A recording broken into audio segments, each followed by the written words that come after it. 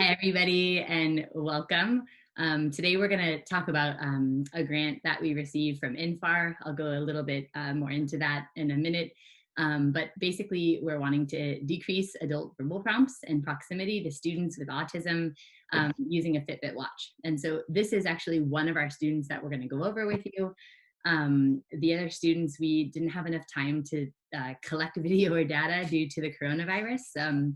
So this is what we got so far, but we wanted to present it because we think it's a great thing. So this is Sophia Felix. She works with me in Poway Unified as one of the behavior intervention instructional assistants. And so she helped collaborate on this project with me. So here she is. Hi. Okay, so how did this project come to be? A long time ago, actually 7 years ago, when I was in the Philippines, I worked with a student there who did very well with visual prompts. And so we always looked for ways to decrease the visual prompts. And we were using motivators, we were using silent reminders. I'm not sure if you guys are familiar with that. But the Fitbits came out and I recognized that you could text them. So we were going to implement this strategy with my student in the Philippines, but unfortunately that overseas thing stopped. So I never got to experiment with that. So this year when I was thinking about a grant to write for NFAR, I was thinking it would be great to get my hands on some Fitbit watches and just see what we could do in the school districts or even outside in the home with using a Fitbit. So thank you, NFAR. They provided a few watches for us to try out. Again, this has been an interesting time to do these things because of the COVID the COVID virus. But they have been very helpful in providing a lot of grants for us throughout the years. You can go to NFAR. I'm going to show you the website at the end of this just because I think they're a great resource to contribute to. They keep all of the funding local and they give it to teachers who need it. So I think it's a really cool type of grant. Okay. Yeah. Okay, so research shows. So surprisingly, there wasn't a lot of research done using technology as a visual aid for students, and no one has ever done it with a Fitbit to prompt their students. So that's what we're going to try to do. There was a lot of adults that inadvertently made students with autism dependent on them, so dependent on the adult themselves, and this created less opportunity for students to be independent and more dependent on the adult in the class. But for some students, this is easy to fade. It's not. Yeah, it's easy to fade.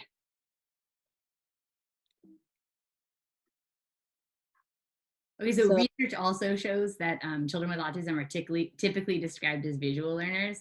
We always try to go to visual strategies in the classroom so that teachers can start fading those prompts. Visual aids are tools that can be used to help give cues or instructions on what to say or do. Using visual supports can have a positive effect on learning, behavior, and social skills. And for young children with ASD, visual supports are a fairly non-intrusive intervention strategy that can be individualized easily to provide assistance in the area of social and behavioral learning. And again, this is all research-based. So the purpose and the goal of this whole project was, first, we wanted to limit the amount of verbal prompts that we gave to students in the classroom, so that examples could be like keep working, take out your notebooks, take out your pencils, turn your voices off. Some students don't like being called out in front of their classmates or other staff. It could be embarrassing for them. So that's why we want to try to create less verbal prompts and single them out. This also creates a disruption in the class if you keep calling on your student, and it takes away attention from the teacher to keep prompting students. On the other hand, using this kind of communication can help students socially by giving prompts on what they need to say. So this could be like a text message saying, say hi to your peer, or how are you doing? Okay, so this is Dylan. I met Dylan when he was in a kindergarten class at a school. And when I walked in and met Dylan, I was called in actually because he had some behaviors. Dylan was placed in a Montsevier classroom, and he had a lot of abilities that I think were hard to see because he kind of, instead was showing a lot of behaviors instead of showing all of his talents that he had. So I, of course, fell in love with Dylan right away, and I believe Sophia did as well. So anyway, we chose him for the study because he can read, he's a great visual learner, and he's just one of my favorites. So here's Dylan. Who? John Ashby. Okay. Go. You said you wanted to show me your dance moves.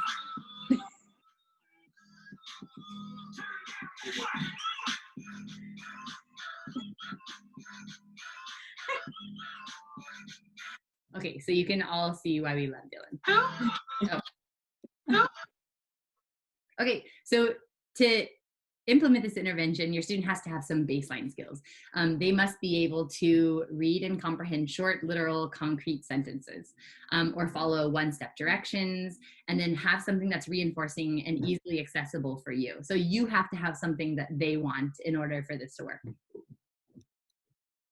So baseline, when we started with Dylan, he needed a lot of class reminders to stay focused on his work or on the person talking. So that could be the teacher or the aide that he was working with at the time. He needed reminders to keep working on his classwork. He needed reminders to keep his hands in appropriate areas. He needed to leave his classroom money inside of his desk so it would not get taken away. He needed a lot of reminders for that. He did need some prompting to help him start conversations, and some social cues to continue the conversation appropriately.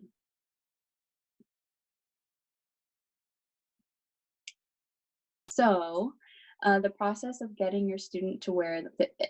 So desensitizing. Some students, it may be a little bit aversive to wear a Fitbit on their wrist if they're not used to it. So this is when we want to start the desensitizing process.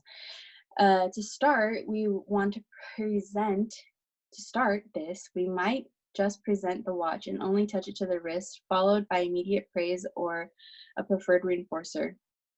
So that might look like, touching the watch and then taking it off, and then presenting them with the reinforcer. So wear it for 5 seconds, and then 10 seconds, and then 30 seconds. So we're increasing every time throughout the day, and pairing it with a preferred item. And when they wear the watch, they might be able to play with the preferred item or get it immediately after.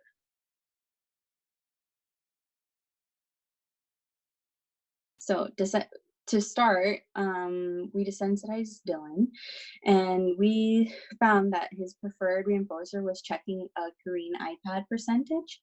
So we used that to our advantage. So we placed the watch on his wrist for a few seconds and then gave him the reinforcer going to go check the green iPad. Then we placed it on the wrist for 5 seconds and then iPad, or 15 seconds and then iPad, 30 seconds, then iPad. And then we let him wear it for 1 minute and then iPad, and then 5 minutes and then iPad, and so on. Each time letting him check the iPad. And if I remember, like, he did not want to wear the watch. Like, he was a student that said, like, no, or no, thank you, I don't want to wear that. Correct? Right. So it wasn't like Dylan was like really willing to do this. He was No. actually like, very much like, hey, nice to see you. I'm happy to see you, but I don't want to wear the watch. Yeah, you would say like, not today. No.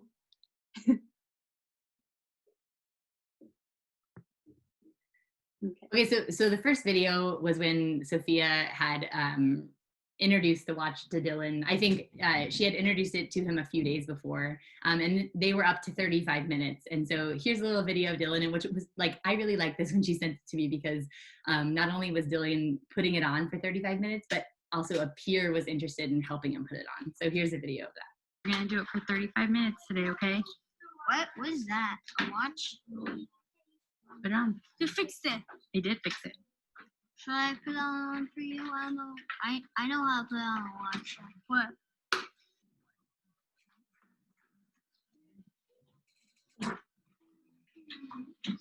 Mr. Sun.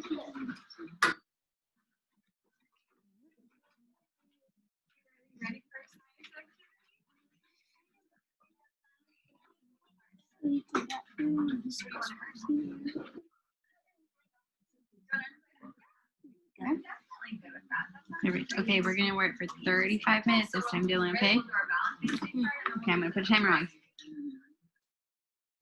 Okay, and I think like it was helpful also, right, that you were putting a timer on so he like would know when it was done. Yeah, okay, we're gonna do. Okay, so at the end of the 35 minutes, this is Sophia checking in with Dylan. Okay, we'll try. Okay, so this is Dylan at the end of the 35 minutes, and Sophia's checking in with him. Okay, it's 35 minutes. You can take it off now. Yes. Okay, ready Yeah, to take do it our off. exercise? So we I can don't see wanna how row much our heart tomorrow. beats faster What? or slower? Because I've been willing it. Okay, Anthony, you need to pick one I know, you've been doing I it. want to do it Monday. Monday, we'll see. Sure. I don't know. I kind of want to do it tomorrow. Anyhow. Oh my gosh, okay.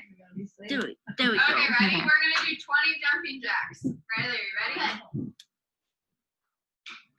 We're gonna do 20 jumping jacks to see how our heart's different. Okay, hold on. I want to try again Monday. Okay, good job. Monday I want to try. All right, so that's D at the end of the 35 minutes. Again, he's not that excited about wearing it, but he'll do it for us because we've desensitized him. Okay, so the next step, after your student has gotten used to wearing the watch, now we want to begin sending messages to our student through the Fitbit watch. And at first, you want to pair the messages with something your student prefers to do. And in this case, Dylan loves checking the percentages on phones or iPads, particularly the green iPad. And so Dylan, that's what he makes requests for. Like, I want to check green iPad percentage. So that was what we would text him to do. It would say, check green iPad percentage. And then he was excited about reading his watch and then doing what we asked him to do. So we tried to pair it with something that he loved doing. Okay, here's the beginning piece of it where Sophia was texting him to go check the green iPad, and then Dylan would do it.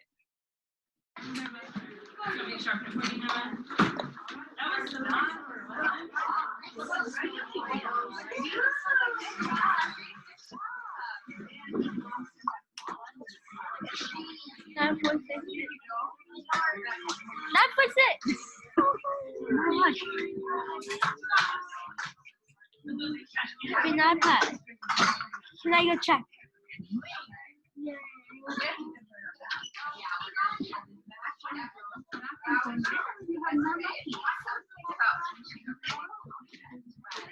%.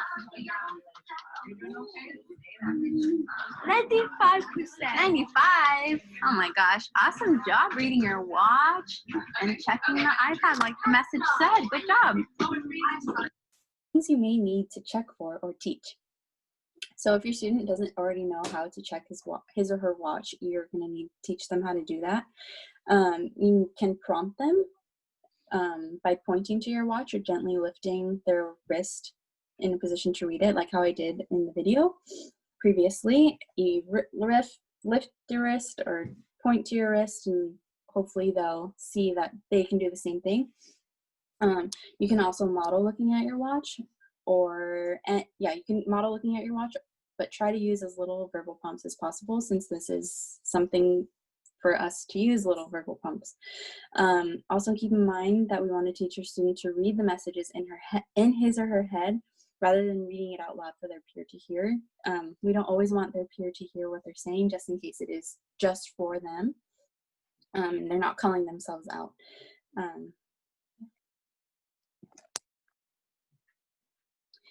So for the less preferred messages, I found that Dylan didn't really like to say hi to other people or have really like social interactions with others. So next, we wanted to move towards using the watch for its intended purpose. So these messages that were less preferred for Dylan looked more like say hi to your peer or pick up the pencil and put it away. Since he did really like putting the green iPad away, this is pretty much all he wanted to do. So these messages were less aversive or more aversive to him. So something that you should know, something you know that your student can do but probably won't want to. In the beginning, obviously keep it simple. We don't want to make it too aversive where they don't want to use the watch anymore at all. We want to move towards sending messages that we are asking more of the child socially, physically, without being too aversive. A reminder for this is we want to make sure we're following through with the demand. And it is okay to intermittently reinforce It's okay to use an intermittent reinforcement schedule throughout this process so that we continue to pair the watch with something your child prefers. So you can do a few messages that say like say hi to someone or go put something away, and then send a go check a green iPad percentage. That way your student still likes to watch. So here is the way that we sort of started. So it was desensitizing him, having him check his green iPad or sending him to reinforcement. And then slowly we started with one-step directions. So here's Sophia working with Dylan and just asking simple directions to make sure that he can follow through with things he may not want to do on the watch. Are you ready for this next one? Yeah. Let's see what your watch says. Are you all done? Give Sophia a high five. How are you reading your watch? What's the Good next job, one? Dylan. What's the next You one? want another one? What's the next? All right, let's see. What else are we gonna do?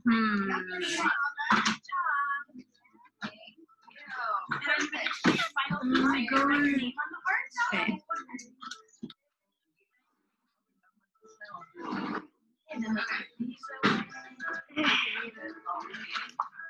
Okay, it's 4 times.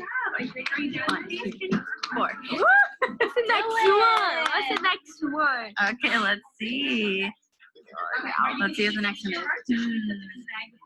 is.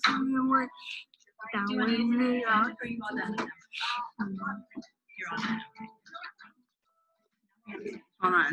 When you're all done, you can go ahead and clear your desk. So both clear your desk. Okay, ready? This is the last one. Make sure you have journals or art pads. Are you ready for your final piece? Oops. When that happens, look, click it, Where are you gonna put your name? and then swipe down. Yep. Do you want to put your name Oh, here one on the time. heart? What? I do one time. Alright, well, that's perfect. Yay! You stood up and turned around. Yeah. Awesome, Dylan. Okay, you want one more? Or that's it. More. More? I love doing this. I know, it's so fun, huh? Yeah. Oops, sorry, Isaac. Oh, you got plenty Okay, in there. let's see. Okay, this is the last one, okay? Yeah, for now. For now. 95%. 95. Oh my gosh, you're doing such a good job reading. Okay, Dylan and I Okay. are you ready to join us? Okay, so that was a long video, but again, like you can see Dylan like enjoying this more and more. And I think that like typically students with autism, like something that might be like aversive to them or something they don't want to do, if they do it like multiple times, it becomes routine and it becomes reinforcing if we do it in a systematic way that makes sense for them. So this, like a lot of other strategies, like in the beginning they might be, you know, not wanting to do, but then as soon as they get used to something, it's routine and they're enjoying it because it's predictable. All right, so here's another one-step direction. This is Sophia texting him out book away, but it was with put book away. And thank God that Dylan knows how to understand Sophia's language, so we'll see what happens.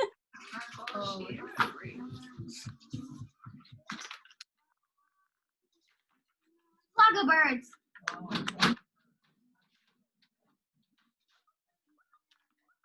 Here we go. All right, there he goes. So he understood her. Okay, so another thing, Dylan, and I guess you can explain this one, yeah? So another thing Dylan does is he gets his work out, but then he doesn't do it. So this one, he was supposed to be working on his Chromebook. I forget what it was, but it was supposed to be on the Chromebook, but instead he was staring out at who knows what for about 2 minutes. So when I noticed this, I sent him another text message that said to keep working, and it kept working.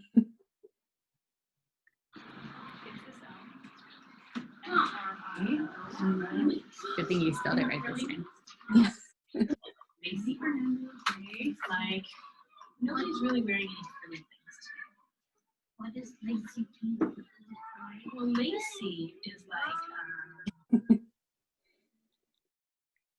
All right, so sometimes when we ask kids to do something, they're going to say no. And so I thought it was important to include the video of Dylan saying no, and then we'll go over sort of a correction procedure after. okay, I'll get you one that works. Here's a good one, Patty. That might not work. Try this one. You want to make sure it's closed.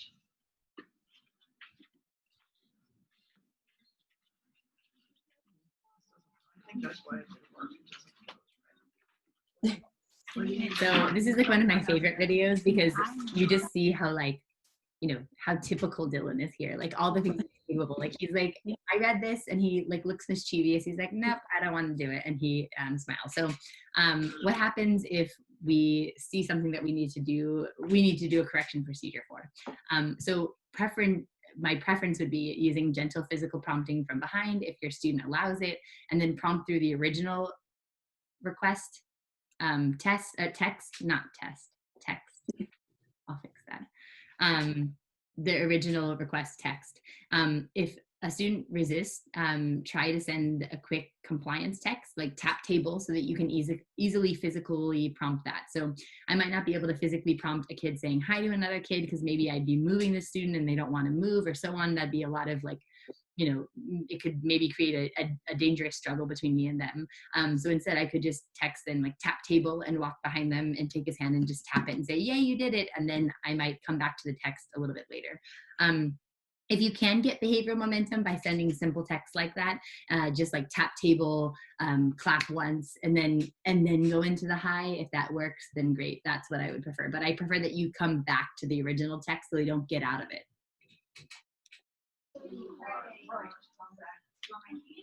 I'll leave this here. All right, I'm done. I'm done. Hi. Okay, so again, Dylan's so cute. He's proud of himself for doing it. Mm-hmm. Okay, so once your student's tolerating wearing the Fitbit without it being a distraction, try to only send messages to your student at the times that you would usually verbally prompt them. Again, we're like in a teaching phase with Dylan. We never really moved to this phase with Dylan because of the corona, but we were moving towards this. So the whole point is that you're using this only instead of delivering your verbal prompts. But as soon as they're used to that, yeah, you should only be doing it when you would normally be verbally prompting the student. And then remember, this is a strategy for less verbal prompts from adults. We want to create less verbal prompts to ensure more independence from your student, and independence is spelled wrong there. Sorry. I need to fix that too. I'll have to figure out how to do that. Okay. Okay, so by the end of this, Sophia, you can tell them. So towards the end, Dylan did not want to take it off. He wanted to wear it all through lunch. Usually we take it off like right before lunch. In this video, he asked to keep it on until after lunch. All right, here's that. Okay, it's time to take it off, but what did you say? I want to wait till after lunch. Oh, okay, after lunch. Okay, so this was a successful thing. I'm bummed again that we didn't get to do this more in school.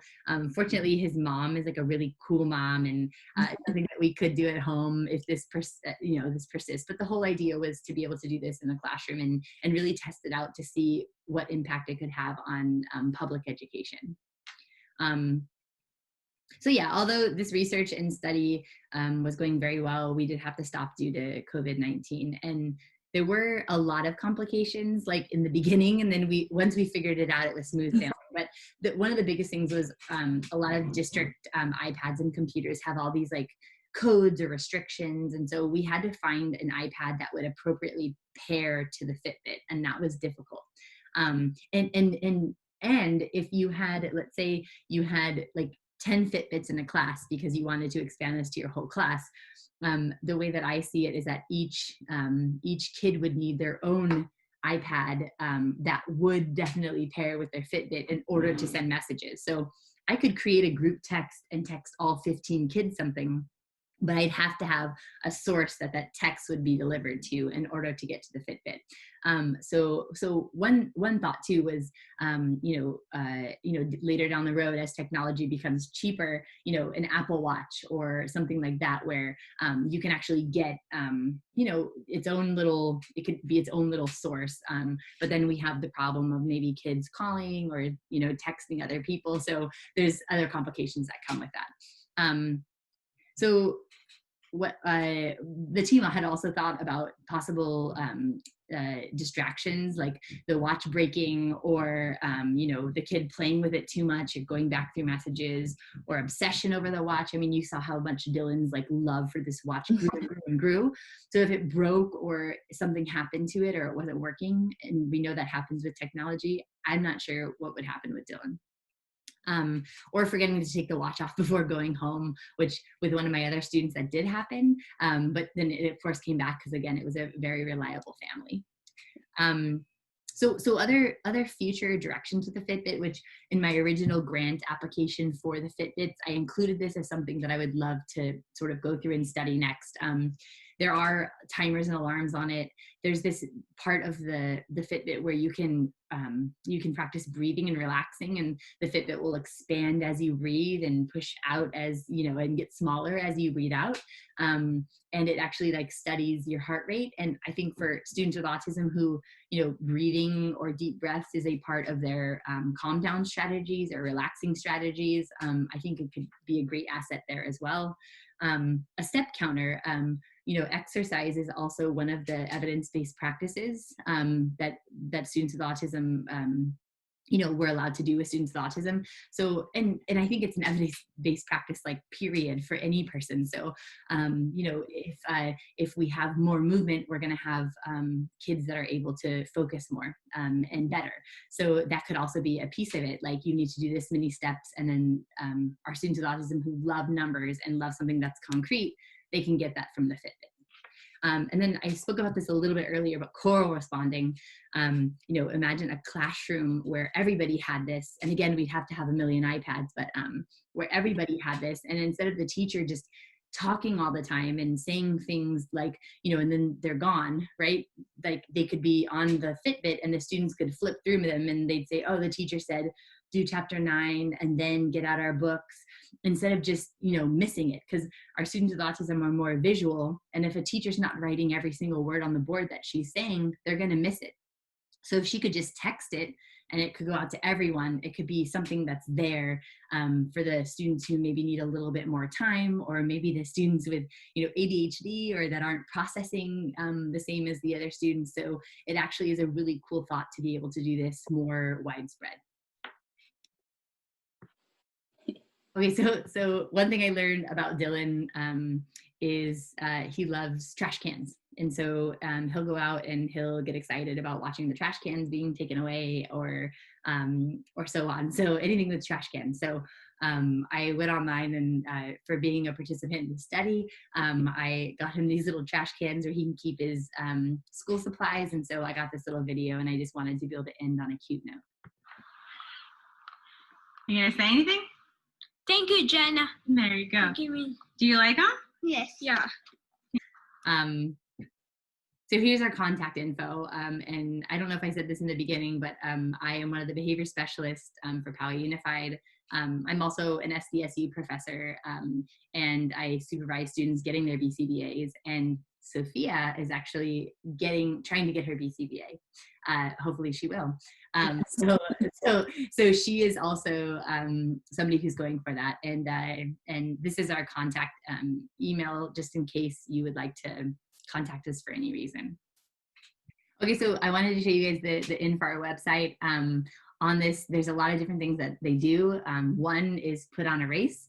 This is the shirt from the race, and it unfortunately it wasn't able to happen this year because of COVID, but it's this amazing safe place where all these teachers or educators or you know, private companies and parents and families can support students with autism, and they all feel accepted, and you don't have to worry about your child, you know, in public maybe looking a little different and people not understanding. It's this amazing peaceful place. And unfortunately the race, it didn't happen this year, but they did it virtually. Something else they do is they do a training program for people much like Dylan who, you know, they're very, very intelligent, but maybe their intelligence looks very different. And so this training program is actually for adults with autism, and it's an amazing thing. Another thing they do is parent workshops. I've actually presented at a few of them, and a bunch of moms, there's a mom's group and a dad's group, and they all get together and they have food and they get to, you know, listen about a topic that they pick for that month. So that's something that you can also access through this. And then the teacher grants. So this was a teacher grant, and obviously now, you know, we have something that we're able to look at and you know, proceed with and try out. And I think that this money, again, it goes right to you know, teachers in San Diego. So it helps this population. So the people who attend the race and support the race are the people who are benefiting from the money from the race. So please, if you have any, you know, questions or you want to donate, this is now there's dogs. This is the website to go to. So again, thank you, NFAR. Thank you for giving us the opportunity to do this grant, and we will definitely continue this next year, you know, whether it's learning online or whether it's in the classroom. Really hope we'll have some time in the classroom. Yes.